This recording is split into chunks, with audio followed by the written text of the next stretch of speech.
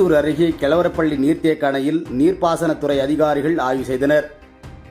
பெங்களூர் பகுதியில் இருந்து வெளியேற்றக்கூடிய கழிவுநீர் மற்றும் தொழிற்சாலை ரசாயன கழிவுநீர் தென்பெண்ணை ஆற்றில் கலந்து ஓசூர் அருகே உள்ள கெலவரப்பள்ளி நீர்த்தேக்க அணைக்கு வந்து சேர்கின்றது. அணையில் இருந்து வெளியேற்றக்கூடிய நீர் துர்நாற்றம் வீசியும் வெண்ணுரையாக காணப்பட்டு விளைநிலங்களாக பாதிக்கப்படுவதாக தொடர்ந்து செய்தி வெளியானது. இதனையடுத்த தமிழ்நாடு அரசு உத்தரவின்படி நேற்று ஞாயிற்றுக்கிழமை காலை அதிகாரிகள் ஆய்வு மேற்கொண்டனர்.